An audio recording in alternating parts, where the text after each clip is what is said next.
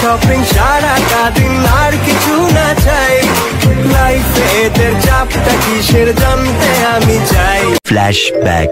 বাজার করার চেয়ে সবচেয়ে বেশি কষ্টের কাজ হচ্ছে এই বাজারগুলোকে গুছিয়ে রাখা।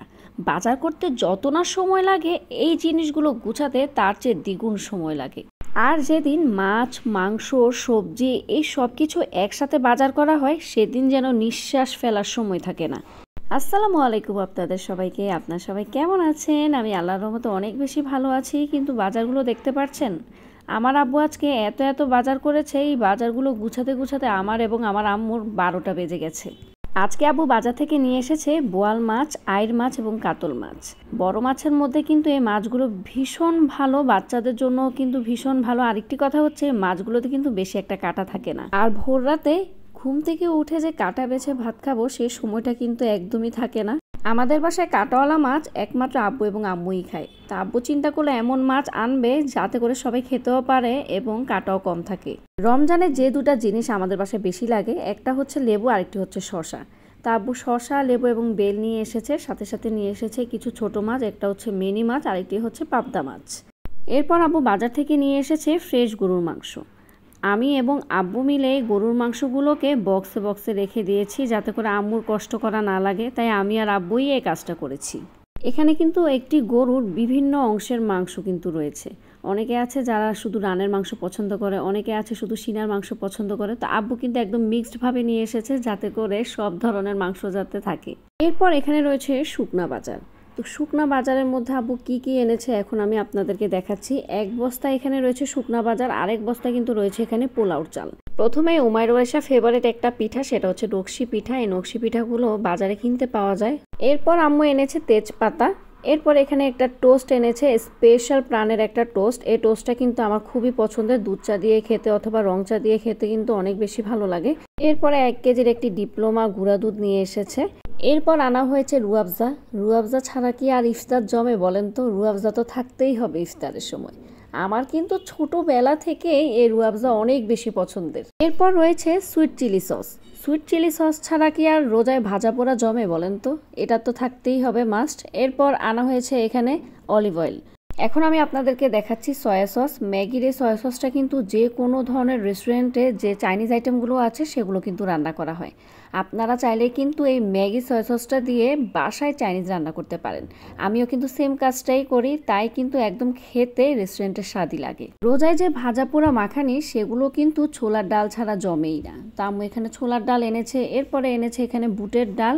ভাইরে ভাই, এত ধরনের ডাল দেখে তো আমি নিজেই কনফিউজড কোনটার নাম কি। যাই হোক, আপনারা বুঝে নিয়েন কোনটার নাম কি। এরপরে এখানে রয়েছে সার্ফ এক্সেল, এরপরে রয়েছে এখানে ময়দা, এরপরে আরও আছে চিনি, লবণ। শুকনা বাজারগুলো গোছানোর পর আমি আপনাদেরকে দেখাবো আমরা মাছ মাংস কিভাবে অ্যারেঞ্জ করে ডিপ ফ্রিজে রাখি। প্রথমে আমরা বড় বড় কিছু বক্স নিই। বক্স নেওয়ার পর মাছগুলোকে ভাগ করে রেখে দেই পলিথিনে। পলিথিনগুলো মুড়িয়ে বড় বক্সে বক্সে আমরা রেখে দিই। এইভাবে একটি বড় বক্সে কিন্তু অনেকগুলো মাছ ধরে। আপনাদের কিন্তু একসাথে অনেকগুলো মাছ বের করে ভিজানোরও কোনো দরকার নেই, এতে করে কিন্তু মাছে ব্যাকটেরিয়া জন্মে এবং আমাদের শরীরের জন্য কিন্তু এগুলো ক্ষতিকর। তা আপনারা কি করবেন, এই পলিথিনগুলোতে রাখবেন ভাগ ভাগ করে, যতটুকু আপনার লাগে জাস্ট 2টি ভাগ নিয়ে নেবেন অথবা 1টি ভাগ তুলে নেবেন, তাহলে কিন্তু সবগুলো মাছ একসাথে ভিজানোর কোনো প্রয়োজন হয় না। এখন যদি আমরা ছোট ছোট বক্সে রাখতে যাই তাহলে কিন্তু আমাদের অনেকগুলো বক্সের প্রয়োজন হবে। তো অনেকগুলো বক্স কিন্তু ডিপ ফ্রিজে রাখাও সম্ভব হয় না। তো আমরা কিন্তু এইভাবে একটি বড় বক্সে অনেকগুলো মাছ রাখতে পারি। এরপরে বক্সগুলোর উপরে আমরা কস্টিপ লাগিয়ে দেই। এই কস্টিপগুলোর উপরে লিখে দেই কোনটা কোন মাছ, তাহলে কিন্তু একদমই ভেজাল হয় না। আর যে মাছ আমাদের দরকার হয় সেই মাছটা কিন্তু আমরা খুব ইজিলি পেয়ে যাই। আর এই পদ্ধতিটা ফলো করলে কিন্তু আমাদের অনেক সময় বেঁচে যায়।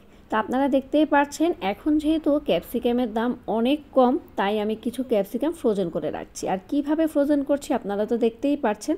গরমকালে কিন্তু এই ক্যাপসিকামের দাম অনেকটা বেড়ে যায়।